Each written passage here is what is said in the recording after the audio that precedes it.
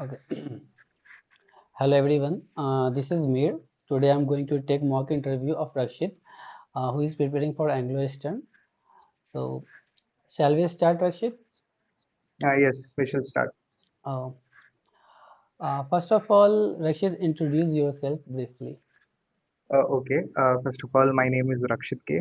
My hometown is Kasaragod, Kerala. I am currently doing my BE in Mechanical Engineering in Sayadri College of Engineering and Management, Mangalore. I have a CGPA of 8.4.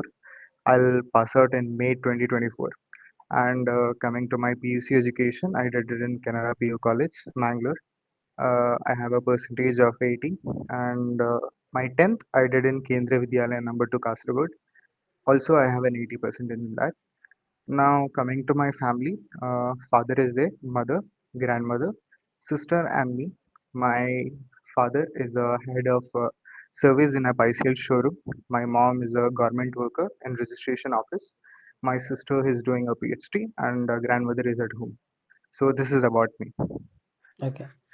Thank you, Rakshit, to introduce yourself.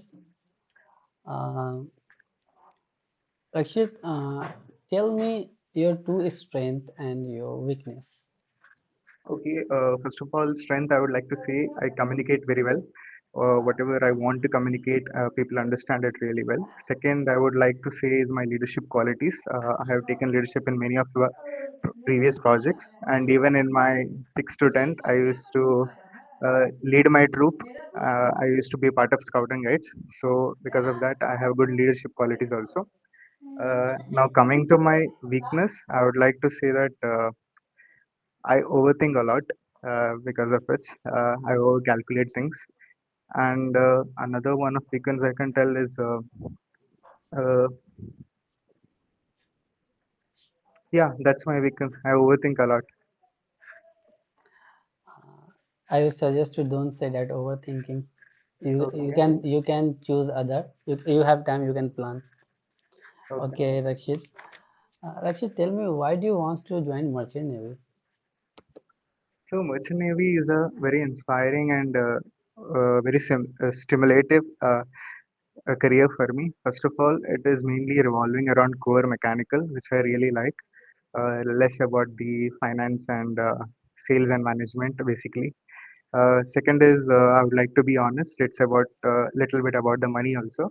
The payment in Merchant Navy is very good. Third, it seems like a career which I have really good growth in, and I am pretty sure if I get into a good position, no young people can replace me. Okay, thank you. But many said to me, don't say about money. Everyone's know we join for money, but if possible, you can hide. Okay, Okay, okay, okay, sure. yeah, you can choose other best point also. Uh, okay, my next Your question video is, is lagging, by the way. yeah, yeah. Wait, I don't know why. Okay, okay, continue. Is it same, na? Okay. No, you're still lagging. I don't know if it's my from my end. I don't think so.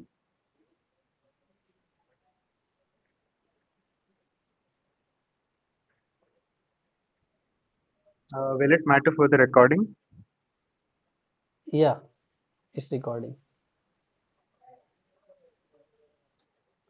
Okay, okay. I think we can Everything. move further with the questions. Yeah. Okay. Am I audible? Still, I am audible. Yeah. You're audible, but I can't see your image properly. Yeah. What's the issue? Wait. When your voice started breaking right now, a bit.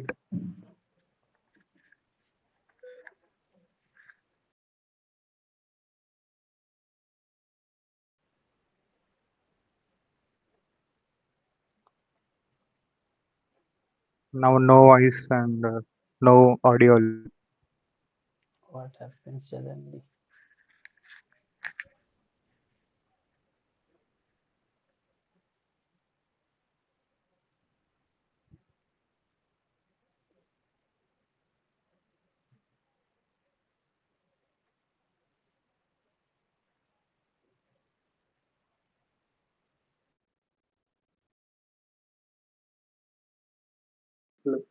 Hello. Yeah, yeah. 1 minute, 1 minute.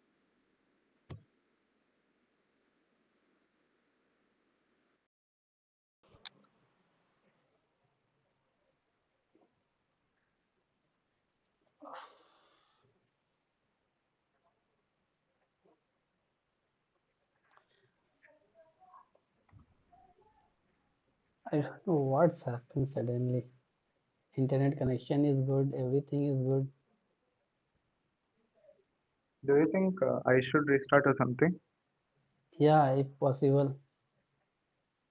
Okay, give me 1 minute.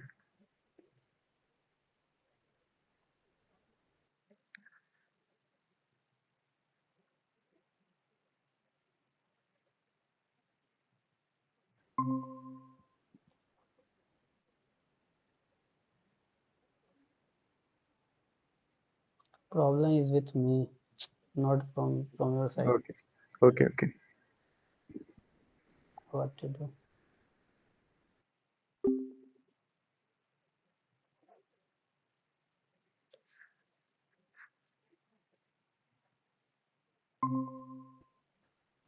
Ah, yes, now I can see you. What happened suddenly?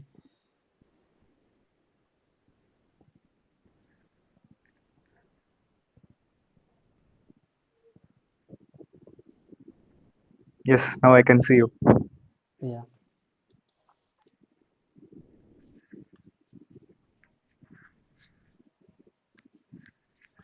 Okay. Moving towards the technical questions. So, Rakshit, tell me what are the boiler mountings? Okay, basically boiler mountings. Do you like to me explain the all the boiler mountings No, just or names. water? Okay, just name. Just name. So first I would like to say about the feed check wall, then safety wall, steam stop wall, the boiler blowdown wall, then the scum wall, air vent cock, manhole cover. Okay, I will not include manhole cover. Uh, then the pressure gauges. Then we have the feed check wall itself. Then fusible plug and low water level indicator. Okay. What is the function of air vent cock? So air vent cock, it has two functions. Basically, we are using it to empty the boiler. So and when we are putting water inside the boiler. So when we are putting water inside the boiler, we keep the air vent cock open so that whatever air is inside it can escape out. So basically what we do is we start the running the boiler at low pressure basically, and all the air that is inside will come out. First it will be a transparent steam, then after that it will be white color, so we know all the air has escaped. Second is while emptying out the boiler, if we close the steam stop wall, when the steam is still there in the boiler, it will start condensing, and we know that volume of air or steam is 1,000 times more than our liquid. So suddenly it will condense into a very little volume.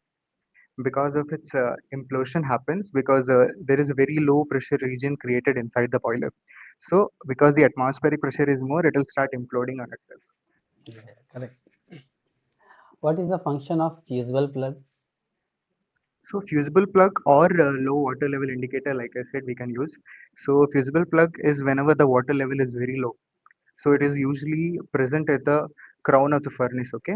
So when the water level is very low, more amount the water gets very heated up. Because of which the fusible plug starts to melt off, and whatever the water is there inside the boiler, it will extinguish the furnace. So this is the purpose of fusible plug, so that excess temperature and low water level is found out. Okay. So mean the it will put off the fire of the furnace. Fire. Yep. Okay.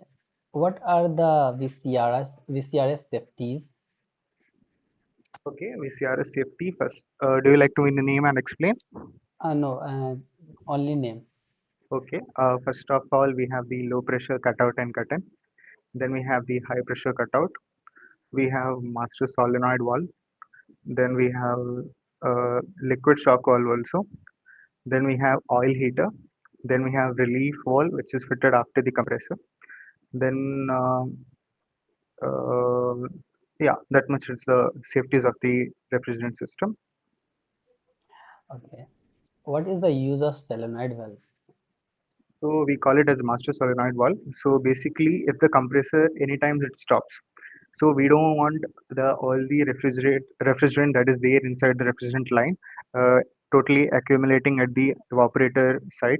So we basically stop it at the condenser itself, or even after the compressor. So this solenoid valve will get actuated if the compressor turns off.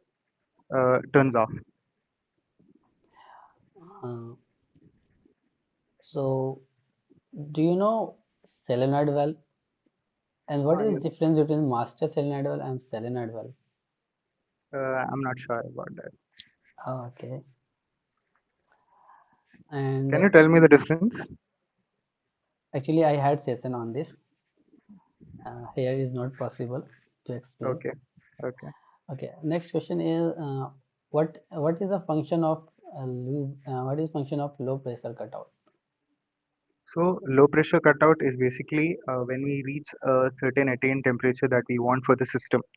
So there will be little to no pressure of the refrigerant. So this low pressure cutout and cut in, it will basically detect when the temperature has been achieved. So refrigerant flow will be obviously less. So it will cut off the compressor. And when the temperature increases again, then it will detect that the pressure has increased again. So it will turn on the compressor. It's an automatic process.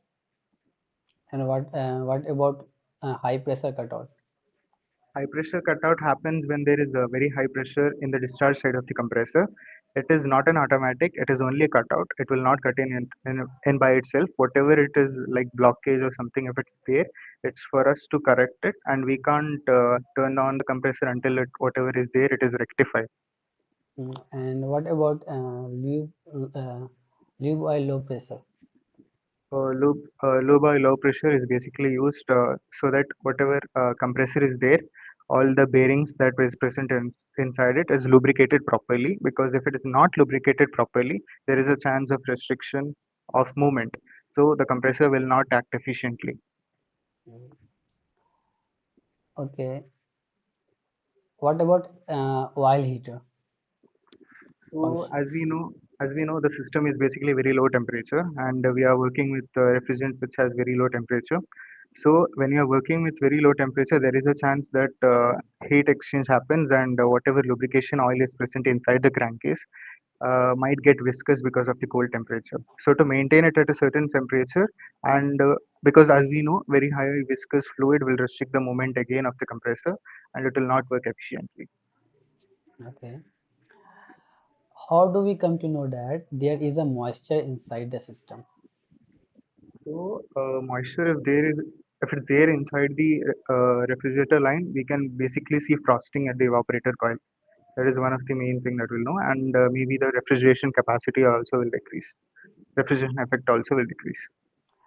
And what are the reason behind to why a moisture come inside the viscera system? What are the reason? What Okay, reason one is while we are charging the refrigerant, which is basically filling up the refrigerant back into the refrigeration system, some amount of moisture might get inside, and if there is any leakage anywhere in the pipeline, also that is one cause of moisture getting inside the refrigerant line. These two reasons are there. and there is a instrument used for to detect the moisture also. What is it? I have heard of some. One is soapy water solution, we use it. Next is halide torch test. And third is, as I've A heard, light torch is not used for moisture, the leakage of refrigerant. okay, leakage of refrigerant. So, Yeah, sorry. One thing I know is there is a glass type of instrument that we use, which basically, if it detects the moisture, it will change the color. I'm yeah. not uh, exactly know the name, but Side I glass. know. Yeah, side glass. Yeah, there is a color changes also. Yes, color change also. Yeah. Okay. Define enthalpy and entropy. So enthalpy, we can define it as a thermodynamic property. Basically, it is the total energy that is there within the system. It is the sum of internal energy plus pressure into volume. And entropy, I can say it is also a thermodynamic property which measures the randomness of the system. and it will increase with the addition of it and decrease Yeah. with the reduction of Okay. it. Okay. What is the difference between two-stroke and four-stroke engine? Okay. Difference between two-stroke and four-stroke. So here are the difference between two-stroke and four-stroke. So in two-stroke, the entire cycle, that is intake, compression, combustion, and exhaust, everything happens in two-stroke. In four-stroke engine, the entire cycle is completed in four-stroke. Now back to two-stroke. The crankshaft, no, entire cycle is completed in one revolution of crankshaft. Now coming to four-stroke, the entire revolution is completed. It takes two revolution of the crankshaft to complete the entire cycle. Now coming to two-stroke again, the crankshaft to camshaft ratio is same. The speed of crankshaft to camshaft is same. In four-stroke engine, for every two revolution of the crankshaft, one revolution of camshaft happens. In two-stroke engine, there is a higher power to weight ratio. In four-stroke engine, there is a lower power to weight ratio. Volumetric efficiency is high in two-stroke engine. Volumetric efficiency is lower in four-stroke engine. In two-stroke engine, usually we use ports and valves, intake ports and exhaust valves. In four-stroke engine, we use inlet valve and exhaust valve. Now, in two-stroke engine, basically we have basically have higher stroke length, and because of which we use the crosshead bearing. And in four-stroke engine, the stroke length is basically a bit low compared to two-stroke. Now, in two-stroke engine, again we can burn residual oils and very dirty oils also because of the higher stroke length that can compress more. And in four-stroke engine, we have to basically use cleaner oils for it. And in a two-stroke engine, we use stuffing box. In four-stroke engine, we do not use stuffing box. Okay. What is how we calculate volumetric efficiency? So volumetric efficiency basically means how much space is inside the uh, cylinder and how much of it we can fill with our air and fuel that we are supplying. So basically, it is a ratio of how much air and fuel that we can supply divided by how much air and fuel we can actually fill into the cylinder. As you said, in two-stroke engine we do not use valve, but in marine engine we use valve. No, I told ports and valves. Oh, you told ports and valves. Both. Yes, Okay. yes, yes. Okay. What is crosshead bearing? So when we usually have very high stroke length, we use this crosshead bearing, which is basically a connection between the piston rod and the connecting rod. So what happens is from the piston rod is connected, and this piston rod end is connected to this crosshead bearing. Now this crosshead bearing is again connected to the connecting rod. It is basically used for engines with higher stroke length. Okay. Uh, you said in two-stroke engine we use HFO, heavy fuel oil, Yes. and in four-stroke, what you said? Uh, I said cleaner oil. I didn't mention any fuel type. Uh, but we also use same fuel, not the very Yes, yes. clean fuel in four-stroke engine. So you might Okay, okay, get cross question. okay, okay. Yeah. And what is stuffing box? So stuffing box is usually a partition that we put in two-stroke engine so that whatever oil is there above the stuffing box and whatever oil is there below the crankcase lubrication oil and all does not mix together.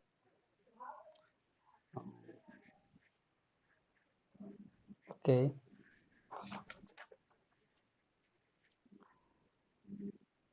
What is the difference between positive and non-positive displacement pump?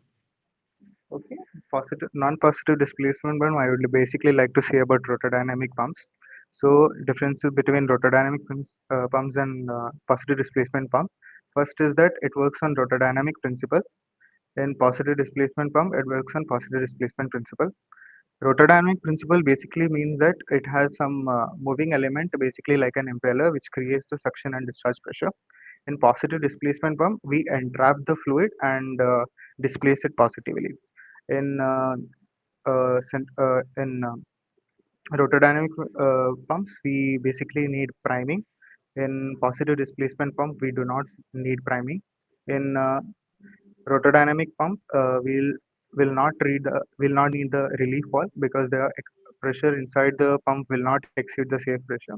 In positive displacement pump, we will be using a relief valve.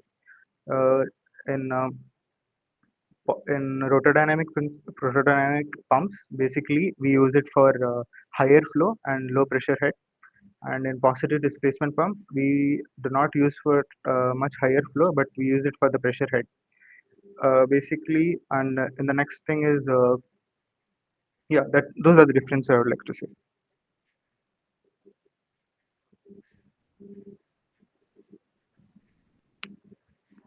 Okay.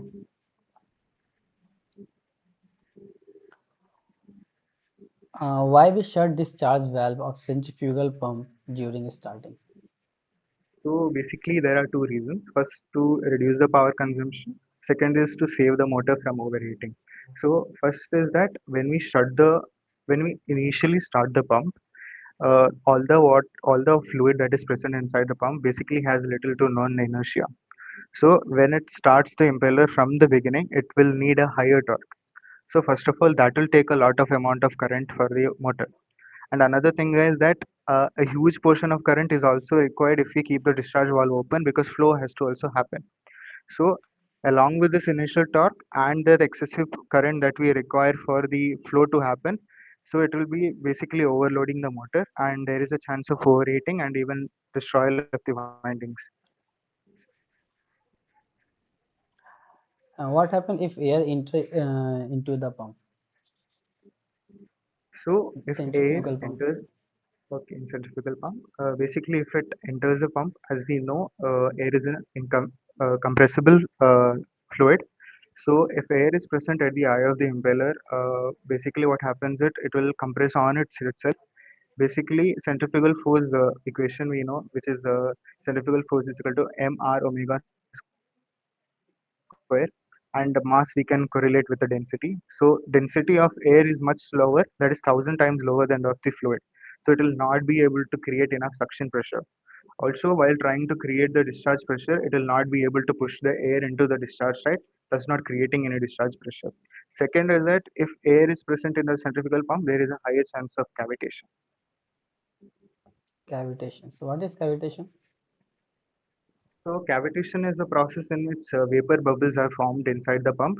If the pressure of the suction side of the or working pressure of the pump or at the eye of the impeller decreases below the vapor pressure, and what happens is this vapor bubble, it will whatever this fluid will start boiling at low pressure area and form a vapor bubble, and it will burst at the high pressure region of the pump, thus causing an impinging action, and thus like desiccating some of the amount of material and removing some of the material from the impeller itself, thus damaging the pump and decreasing its efficiency. Can we relate with air? Um, Like because if the air enter inside the pump, can it cause because of this a cavitation can happen? As you said, cavitation happen when the pressure goes below the vapor pressure. yes, yes, it happens below in the vapor pressure. Yes. And what about air? How that air, if air enter the cavitation will happen? Okay, maybe I'm wrong about that. No, if you know, you can explain. If air enter No, inside the pump. I basically don't know. Don't. Okay. So if you know, so you can say if not that because if the air enter inside the pump, the cavitation may happen. So if you know, then you can explain. If no, so Okay. avoid this. Okay. what are what are NDT? What? NDT. Oh, NDT. Okay, non-destructive testing. Yeah. So basically, NDT is a method of testing whatever specimen we have got without basically destroying it, using some methods to analyze the cracks or any crevices that is present inside. And the dimension also. Yeah, dimensional. So what are the types of entity we use? First of all, we can usually rely upon our SIMS and do manual inspection. Next is ultrasound testing is also there. Then magnetic particle testing. Then radiography testing. And Yeah, I know that much only. Is there anything I should add? radiograph ultrasound. Sorry. Eddy current, Yeah. eddy current. Dye penetrant test. I didn't tell that. Yeah, and eddy current also. Okay, at the current I didn't read much, so I will. Is it very important Uh, Rishi Ranson asked many times this kind of types of questions. about eddy current? No, first he will ask you the name, and if you and he will choose one of them to explain. Okay, okay. So Okay, I don't know much about eddy current. So okay. It's better if you have time you can read it. It's very easy, and I also covered this all the NDT process. I have a lecture on that. Okay. So okay, what is magnetic entity and all the okay. process? How? Yeah. Okay, magnetic entity is basically we use it for the ferromagnetic materials. It cannot be used for non-ferromagnetic material. We basically use either a permanent magnet or electromagnet to make magnetic flux around the specimen. So, and after that, we introduce a ferromagnetic material. So, if there is any cracks or any kind of imperfections on the specimens, it will basically cause the flux to leak out. So, all the ferromagnetic material that we have deposited on top of the specimen, it will basically get attracted to that position itself. So, we basically can locate that cracks and crevice and basically rectify it. And can you name the instrument used in magnetic entity? The instrument's name. What are the instruments Uh, we use? no, I don't know about the instruments. Uh, I will suggest you to definitely watch my NDT lecture. There I Okay, show okay, all the images and okay, everything. okay. Okay. Uh, what are Faraday's law? So Faraday's law is basically a correlation between a magnetic field and a closed circuit. So there are basically two laws of Faraday's. First law states that if there is a relative motion between a closed circuit and a magnetic field, a EMF is introduced into in the circuit. And the second law basically tries to quantify it. It says that the rate of change of relative motion will increase the EMF that is induced. And what is Lenz law? So Lenz law is another subset of what we call as Faraday's law. So it basically tells about the direction of induced EMF. So whatever EMF that is induced, it will basically be in the direction opposite to the cause producing it. Okay. Uh, do you have bike? No, I have a scooty. Okay, you have a scooty. And what about car? Yes, I have a car. Okay. Uh, how do we start a car? Uh, okay, first of all, we turn on our key. When we turn out, there is a battery subset on the key itself where a battery is turned on, and we can basically hear all the fuel pumps turning on and all the important things to start the engine also starting on. So after that, even the crank motor, it will start turning. So this crank motor is directly coupled with a clutch, and the clutch is directly coupled to the crankshaft. So as the crank motor starts rotating, the crankshaft will also start rotating. Because of which the piston will start going up and down. Even the camshaft will open the necessary inlet and exhaust valves. And the another thing is when we put the key in and turn on the battery pack, the circuit is completed so that spark plug ignition also can happen. So basically, spark plug is basically like a transformer itself. It has a primary coil and a secondary coil. This primary coil builds up a little bit of voltage, and suddenly this built up voltage will release to the secondary coil.